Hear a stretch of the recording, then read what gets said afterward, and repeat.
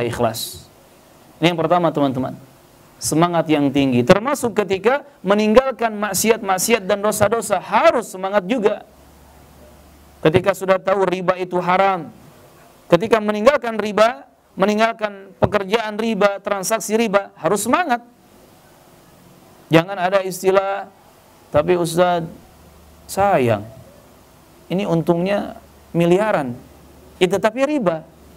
Harus semangat untuk ditinggalkan.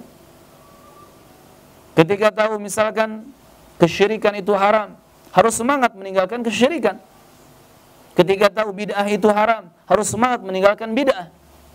Walaupun kebanyakan keluarga kita atau mungkin masyarakat di sekitar kita masih gandrung dengan kebid'ahan itu. Ketika kita sudah tahu ini haram, itu enggak boleh, ini kata Allah terlarang, ini kata Rasulullah tercela, terlaknat. Kalau kita sudah tahu seperti itu, maka kita harus semangat meninggalkan yang haram-haram tadi.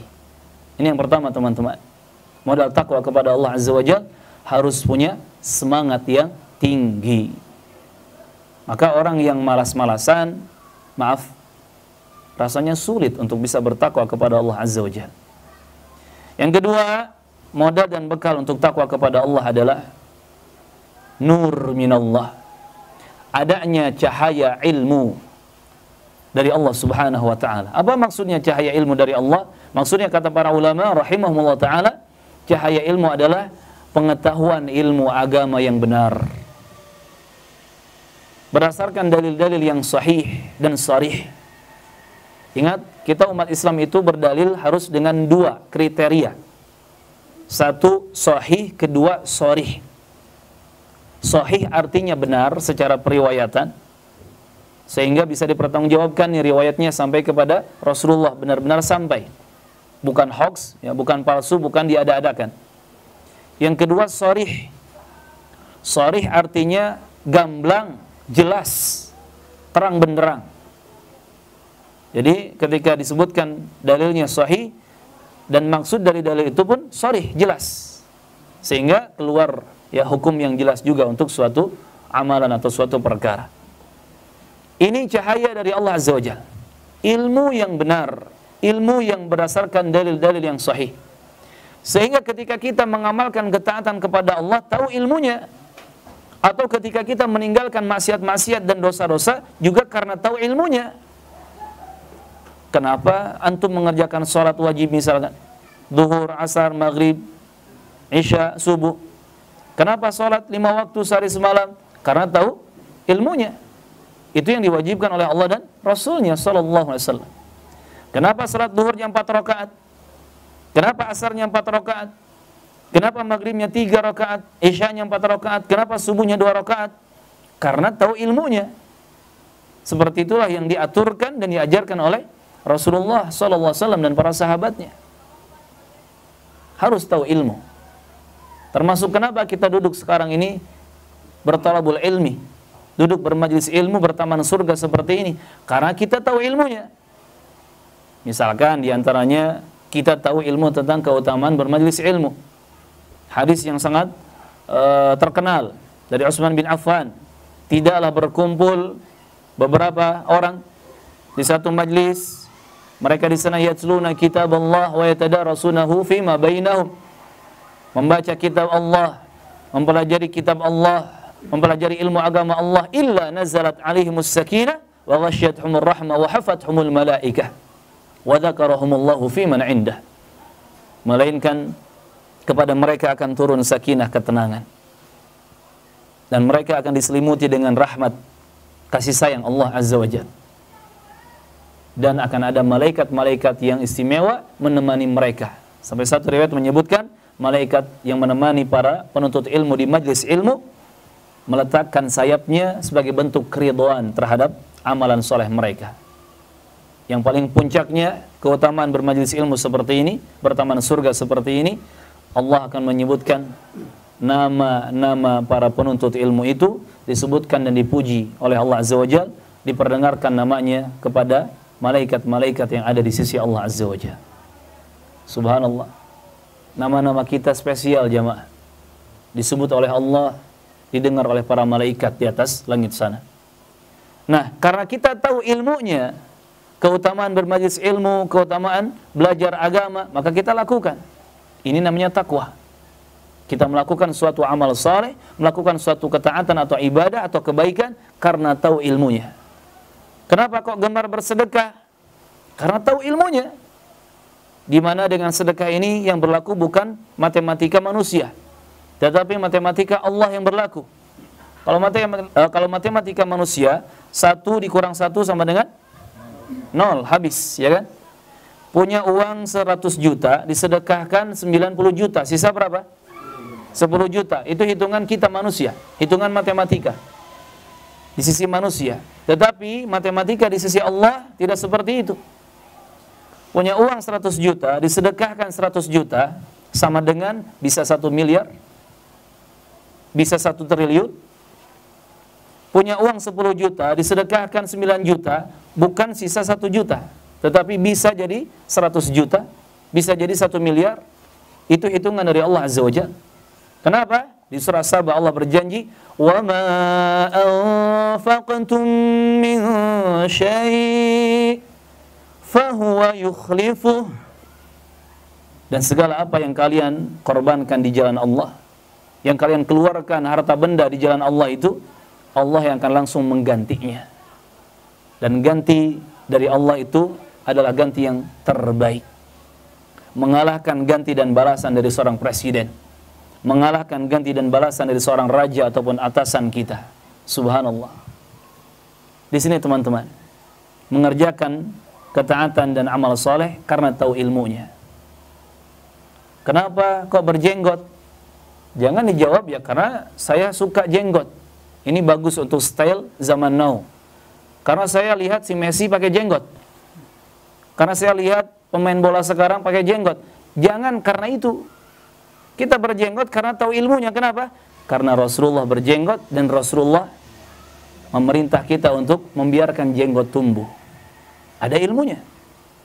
Termasuk ketika kita meninggalkan yang haram-haram, meninggalkan dosa dan maksiat, juga harus karena kita tahu ilmunya. Kenapa enggak ngambil itu? Transaksi riba, pekerjaan riba. Itu kan haram. Kita tahu ilmunya. Kenapa kalau marah, sekarang antum ini kok lebih sabar? Enggak pernah lisannya mencaci maki, menghina. Karena tahu ilmunya. Semarah apapun, lisan harus dijaga. Rasulullah mengatakan, "Laisal mu'min bit-ta'an walal la'an walal badhi walal fahish." Seorang mukmin, orang yang beriman itu bukan orang yang mudah melaknat, mudah mencaci maki, mudah menghina, berkata kasar, berkata kotor, bukan. Subhanallah. Ditinggalkan yang haram-haram karena tahu ilmunya. Ini modal yang kedua teman-teman, untuk bertakwa kepada Allah Azza wa Jalla. Punya cahaya ilmu dari Allah Subhanahu wa taala. Dengan apa caranya? Dengan mengenal ilmu agama Islam yang benar sesuai dalil-dalil yang sahih dan sharih. Jadi harapan kami setelah ini, sejak sekarang, kalau kita melakukan sesuatu yang baik, yang halal karena tahu ilmunya, begitupun ketika kita meninggalkan yang haram, yang buruk karena tahu ilmunya.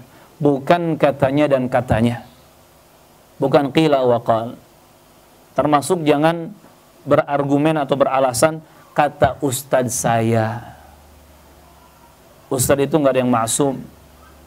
Ustadz nggak ada yang dijamin selamat dan benar.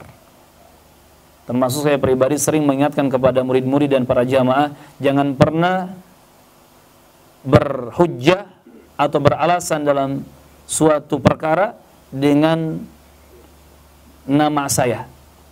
Kata Ustadz syuhada tuh, ya kalau yang dilakukan benar, saya dapat pahalanya. Kalau yang dia lakukan salah, ya saya kena dosanya juga, kan gitu. Tetapi sebutkan dalilnya. Kalau ada orang nanya, kenapa kau udah begini? Ya karena kata Allah begini. Ah, kan enak. Kenapa kok tidak begitu? Ya karena Rasulullah tidak mengajarkan begitu. Sedangkan Rasulullah mengajarkan begini. Ah, kan enak. Dan itu ucapan yang paling selamat. Kita menjawab sesuatu dengan jawaban kata Allah dan kata Rasulnya sallallahu alaihi wasallam.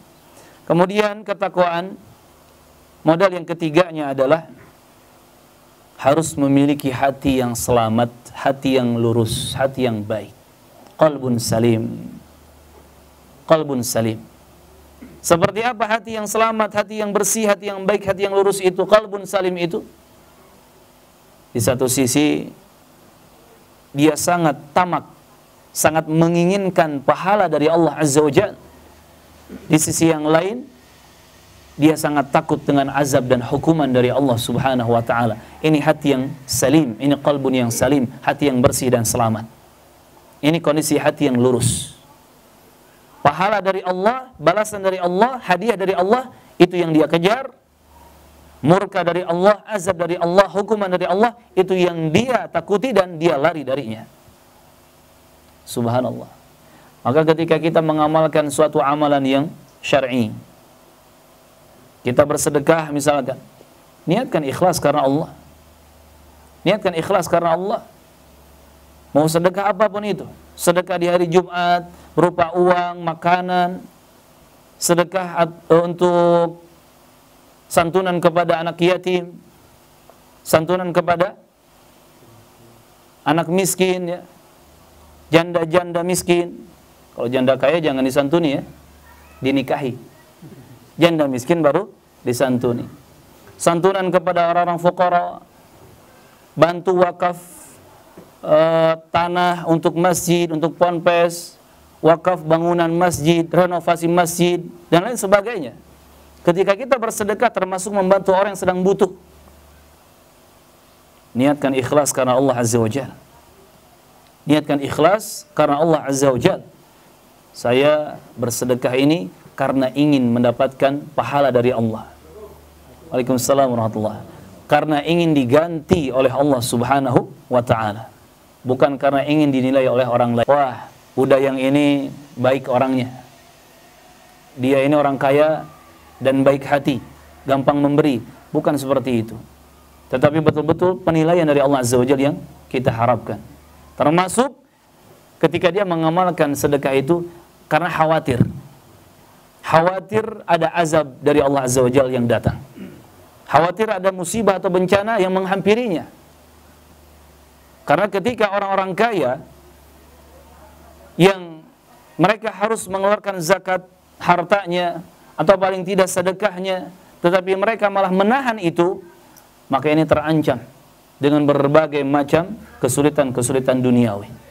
Kata Rasulullah SAW dalam hadis yang sahih, ketika orang-orang curang dalam mikyal dan mizan mereka, timbangan dan takaran dagangan mereka, maka akan didatangkan kepada mereka paceklik. Akan didatangkan kepada mereka paceklik. Musim kemarau, kemarau panjang, susah air, sehingga tumbuh-tumbuhan mati dan seterusnya. Tidak hanya itu, buah negatif dari kecurangan orang-orang tidak hanya musim paceklik yang datang, tetapi juga akan menjadi sulit biaya hidup. Perekonomian akan terasa berat, sulit. Dan kata Rasulullah yang ketiga, dan akan ada jaurus sultan alaihim.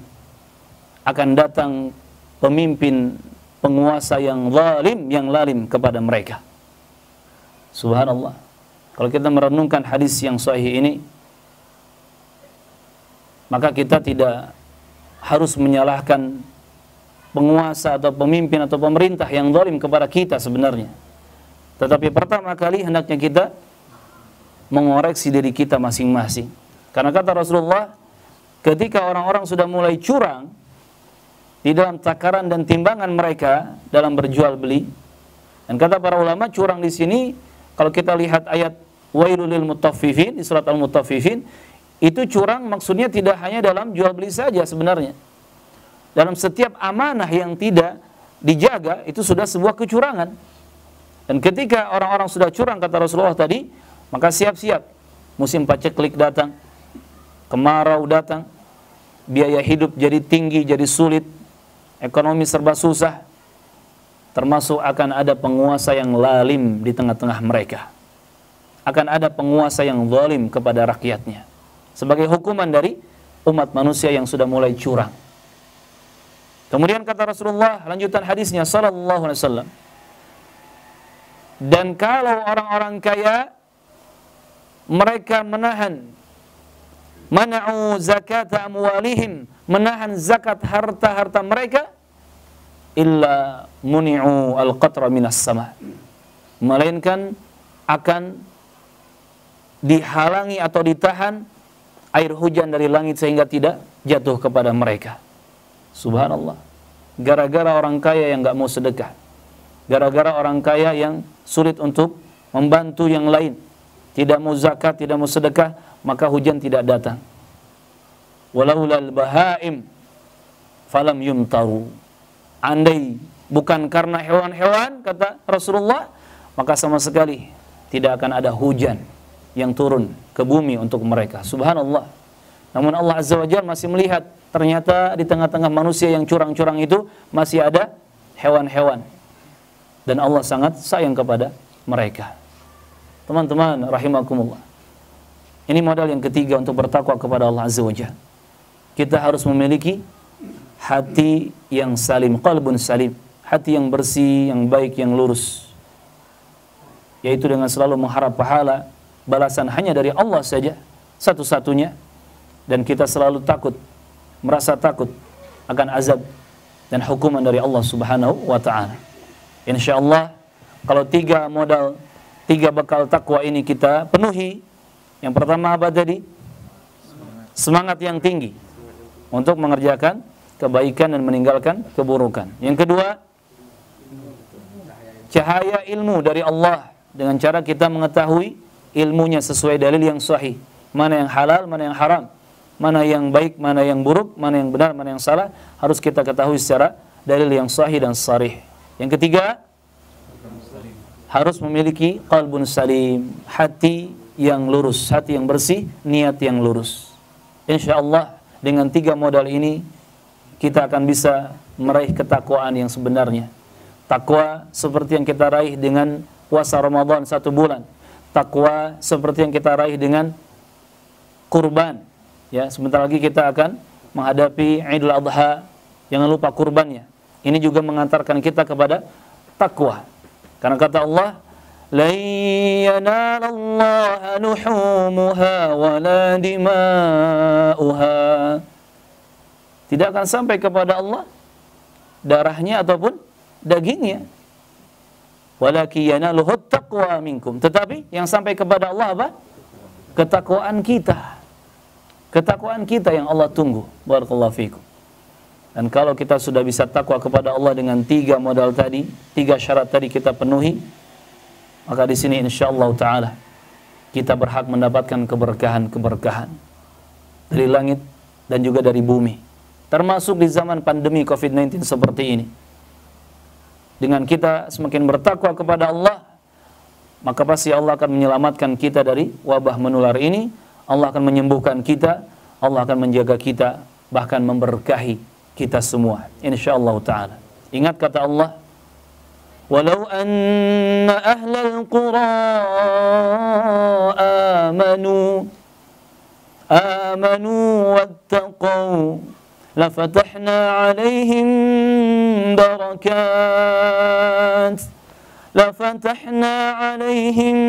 barakatin minas samai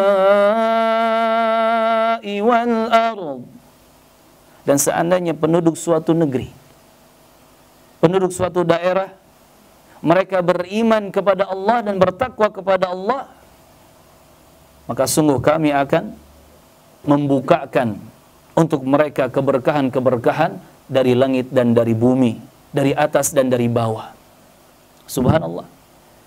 Maka saya mengapresiasi ketika ada pemimpin-pemimpin negeri yang menghadapi situasi COVID-19 ini, pandemi COVID-19 ini, pertama kali bukan mereka diingatkan tentang masker atau cuci tangan atau apapun itu, jaga jarak dan seterusnya.